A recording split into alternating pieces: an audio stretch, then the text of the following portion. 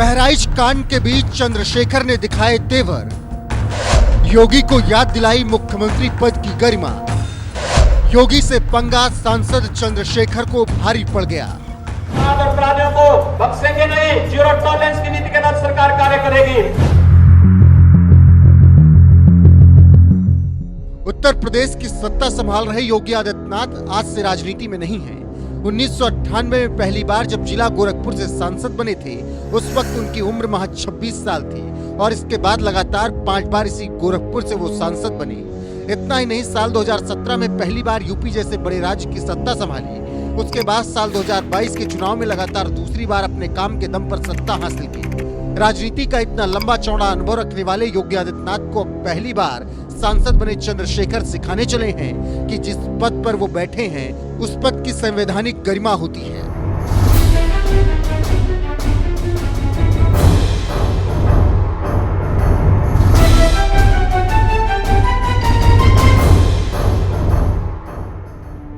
दरअसल बहराइच कांड के बाद लगातार योगी सरकार पर सवाल उठ रहे हैं। सपाई अध्यक्ष अखिलेश यादव ने तो सीधे पुलिस प्रशासन पर इस घटना का ठीकरा फोड़ दिया और सवाल उठा दिया कि आखिर जानबूझकर मुस्लिम क्षेत्र का रूट क्यों तय किया गया।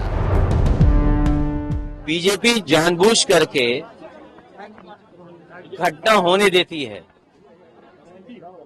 बहराइच की घटना बहुत दुखद है और प्रशासन अगर चाहता तो ये घटना ये रूप नहीं लेती, क्योंकि जब भी कोई प्रोसेशन निकलता है और खासकर रिलीजियस प्रोसेशन निकलता है, उसके लिए हर स्तर पे अधिकारी बैठक करते हैं और अधिकारी बैठ करके रूट तय करते हैं।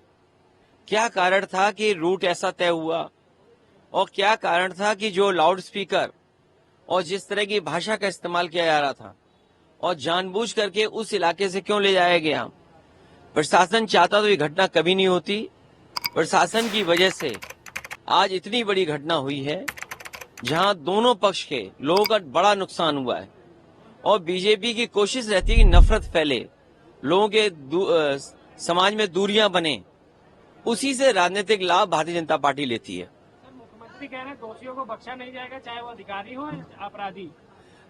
मुख्यमंत्री जी अधिकारियों को खुली छूट दिए हुए हैं और खुली छूट देने का परिणाम ये है कि इतनी बड़ी घटना हो गई। क्या सरकार को ये नहीं जानकारी में रहा होगा कि रूट क्या है, आप किस तरह के क्या आयोजन में क्या गाएंगे, क्या सुनाएंगे। वहां के प्रशासन को पता है कि गलती किसकी है, जिम्मेदारी किसकी है। ये सरकार अन्याय करती है, अन्याय।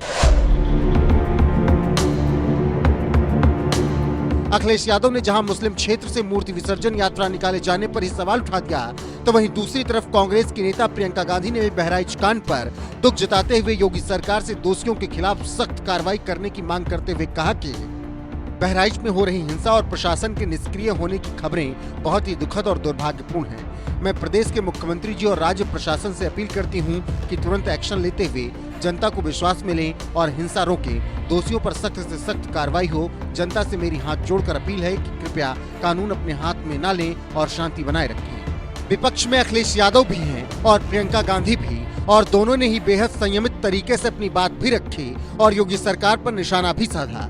लेकिन नगीना से पहली बार सांसद बने चंद्रशेखर ने तो योगी को सीधे पद की गरिमा की याद दिला दी और एक ट्वीट करते हुए लिखा, भाजपा शासित उत्तर प्रदेश के जनपद बहराइच में मूर्ति विसर्जन के दौरान प्रशासनिक लापरवाही के कारण पूरा जनपद आग की लपटों में जला।